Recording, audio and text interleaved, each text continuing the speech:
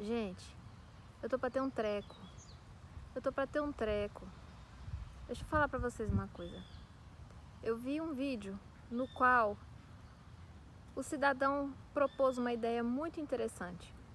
Ele disse assim: se você reunir 10, 20 pessoas conhecidas do seu trabalho, da sua vizinhança, da sua família, amigo, não importa. Se você reunir X pessoas e perguntar a elas o que elas acham sobre um determinado tema, a opinião vai variar ao infinito, né? Sem contar que se você perguntar para essas mesmas pessoas em espaços em um espaço de tempo diferente, essas ideias, essas opiniões também vão mudar. Olha o que o cara disse. Ele disse assim: a Bíblia foi escrita por 40 autores num espaço cronológico de aproximadamente 1.600 anos, 1.400, eu não sei precisamente, mas são muitos anos, mais de 1.000. As opiniões, as orientações, as informações prestadas sobre os assuntos não mudam. A Bíblia fala as mesmas coisas de Gênesis a Apocalipse. E aí ele propôs, né? É no mínimo curioso perceber que pessoas que nunca se conheceram escreveram livros de lugares diferentes, em períodos diferentes, que estão falando a mesma coisa. A Bíblia é como se fosse um quebra-cabeça. Você só vai ver a imagem perfeitamente montada quando você junta tudo. Se você pega uma pecinha só, né, você pode entender mal uma coisa ou outra, mas você vendo tudo, você tem a perspectiva perfeita, você tem a imagem formada de maneira perfeita. E essa imagem não é de outro, senão de Jesus Cristo. Aí, um outro cidadão, eu estou aprendendo o seguinte. Eu já tinha ouvido que o grego e o hebraico são duas línguas nas quais cada letra tem uma referência numérica também. Então você pode fazer brincadeiras com as palavras, né? A palavra tal é formada por letras tais, cada letra representa um número, e aí você vai somando, vai multiplicando e tal. Aí o cara fez lá, ele mostrou como é o original em Gênesis.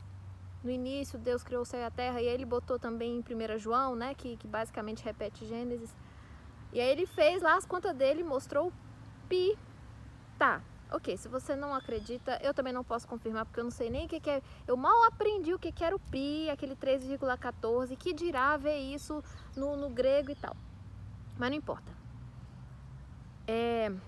Dentro dessa temática de que a Bíblia se confirma o tempo todo, de que a Bíblia repete a mesma mensagem de Gênesis a Apocalipse, olha só o que um cidadão chamado Chuck alguma coisa, eu vou botar o link na descrição. Eu só sei que eu vou colar nesse cara, porque ele ensina umas coisas muito geniais, muito geniais. E quem gosta de discussões sobre física, buracos negros, fótons, prótons, átomos, velocidade da luz, o fato de o tempo ser algo condicionado à matéria, que se você não está na matéria não existe tempo, nananana. Quem gosta disso vai gostar desse cara, porque ele mexia com informática, ele é todo das contas aí. Então, muita gente pensa que hora de falar de Bíblia é hora de fechar o cérebro para a razão. Muito pelo contrário, muito pelo contrário. Esse Chuck citou nesse vídeo que eu vou botar na descrição um mero contraste, uma mera comparação entre os jardins do Éden, em Gênesis, e o jardim do Getsêmani, em João, que foi onde Jesus foi crucificado. Então, repetindo, a Bíblia se confirma o tempo todo. Jesus é a consumação do Antigo Testamento, ele é a promessa, ele é a realização da promessa feita no Antigo Testamento. Muitas coisas que no Antigo Testamento ficam sem explicação, pontas que ficam soltas, ele é a consumação de tudo. Então, por exemplo, quando Moisés levantou a serpente de bronze no deserto, ninguém entendeu nada, mas como assim? O que tem a ver levantar uma serpente de bronze e eu olhar para essa serpente de bronze e ser curado? Era uma analogia a Cristo, né? Porque bronze representa julgamento, serpente representa o pecado. Então Jesus é o julgamento do nosso pecado. Então, e a gente olha para ele é salvo, não é algo racional, é uma coisa feita por fé, né? Moisés falou, ó, quem olhar para a serpente de bronze vai ser curado, porque apareceu um monte de serpente lá, tava todo mundo gemendo, sofrendo. Quem olhou foi salvo, quem não olhou não foi salvo. Então, olha só, olha o que ele propõe. Assim, então, dentro dessa perspectiva, se você for estudar a palavra, a Bíblia, seriamente, quanto mais atenção você der a esse livro, mais perfeito ele fica. Então, se você simplesmente virar as costas e dizer não acredito, ponto, acabou, vai ser isso que ela vai ser na sua vida. Se você dedicar um tempo X para você entender e estudar, ela vai ganhando proporção e tudo mais. Essa é a minha opinião.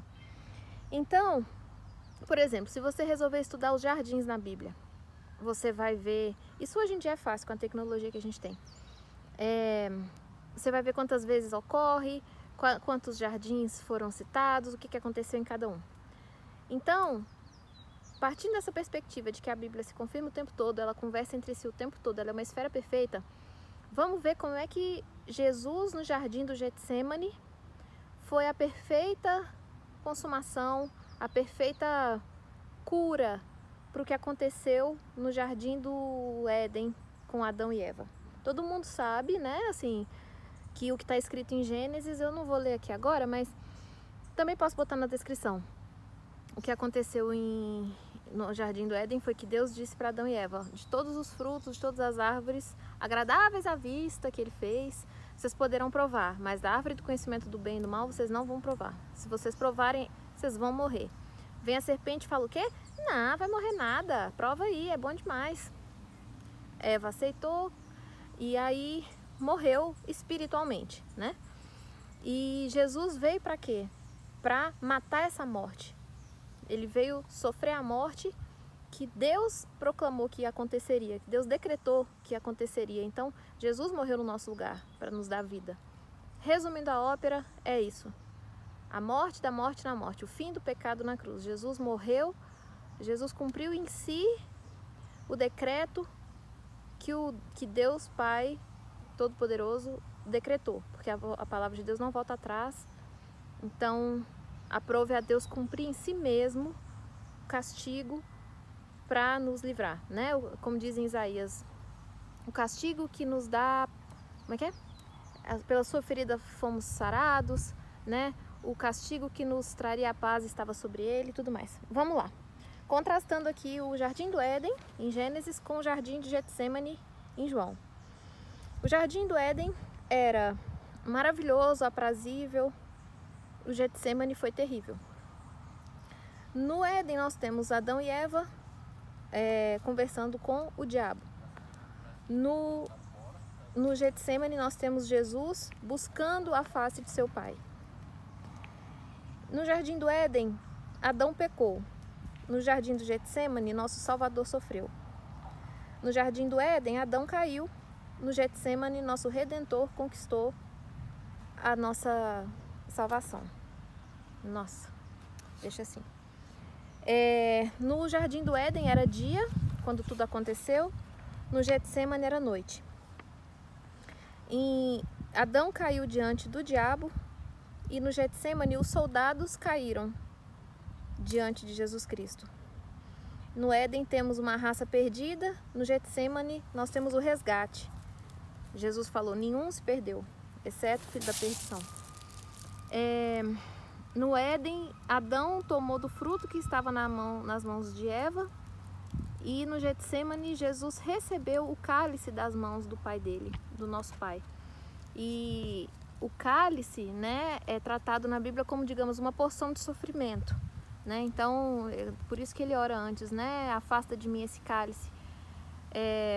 Em Apocalipse nós também vemos várias vezes cálice, né, de sofrimento. Então, digamos, é uma porção de sofrimento que é, né, assim, enfrentada por alguém. Jesus recebeu o cálice da mão do Senhor. No Éden, Adão se escondeu, ao passo que no Getsemane, Jesus Cristo ousadamente se mostrou, se apresentou, ele se adiantou diante dos soldados, né? Os soldados ainda estavam lá procurando, cadê?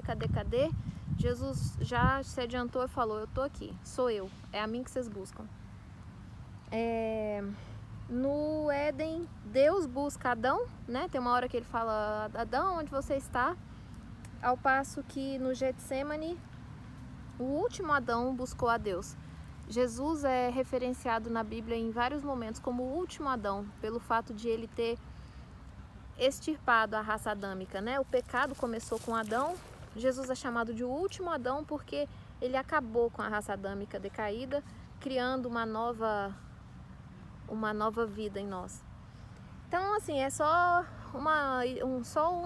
um breve comentário das bilhões e bilhões de interpretações e comparações que a gente pode fazer na Bíblia. Inclusive, esse mesmo professor, Chuck Wesley, esse é o nome dele, ele fez sobre os vários evangelhos de Lucas, Mateus, Marcos e João. Vocês viram que eu botei umas estrelinhas no outro vídeo? Ó, só de lambuja, mais uma observação que esse Chuck fez sobre os 4 evangelhos, o de Mateus, Marcos, Lucas e João. Que viés, que foco que cada um dá na descrição do que Jesus fez. Olha só, Mateus escreveu com foco nos judeus. Então ele mostrou como Jesus cumpriu cada profecia do Antigo Testamento. Então, Mateus dá a abordagem de Jesus como o Messias prometido no Antigo Testamento, o Messias que estava prometido que viria. Marcos enfatiza o aspecto de servo de Jesus, no quanto ele foi servo. Lucas enfatiza Jesus como o Filho do Homem, né, como homem. João, o aspecto eterno, como ele sempre foi, sempre será. Então, em termos de genealogia, foi assim: Mateus focou no Messias, Marcos no servo, Lucas no Filho do Homem, João no eterno. Mateus focou... Mateus também mostra como Jesus vem de Abraão. Agora, em relação ao que Jesus disse, fez, sentiu... Mateus focou no que Jesus disse, Marcos focou no que Jesus fez, Lucas focou no que Jesus sentiu, né, na condição de homem, e João focou no que Jesus é, né? Então, Marcos tendo abordado Jesus como servo, faz todo sentido que focasse no que ele fez, né? Para quem que cada um escreveu? Como eu comentei, Mateus escreveu para os judeus, mais especificamente, Marcos escreveu para os romanos, Lucas escreveu para os gregos e João escreveu para a igreja. Igreja entendida como o corpo de Cristo, né? Todos nós que cremos, fazemos parte da igreja. O primeiro milagre que cada um descreve, Mateus primeiro falou de como quando Jesus curou a pessoa com lepra, né? Ele não escreveu para os judeus lepra é pecado, né? É um símbolo, né, de quem tem pecado. Então Jesus veio para mostrar aos judeus que ele cura o pecado. Marcos e Lucas, como Jesus expeliu demônios, e João, o primeiro milagre que ele bota é a transformação de água em vinho. João escolheu 7 milagres para botar no papel, né? Em João também temos os 7 eu sou que Jesus disse, né? 7 é o número da perfeição, né? Na Bíblia é perfeição? Tem um significado, também todos os números têm significado. 8 parece que é recomeço. E aí, como cada evangelho termina? De Mateus termina com ressurreição, Marcos a ascensão, Lucas a promessa do Espírito Santo, que foi cumprida em Atos, e João termina com a promessa do retorno, que é descrita em Apocalipse. Em suma, qualquer que seja a abordagem, qualquer que seja o foco de tema para estudar, é muito, muito valioso.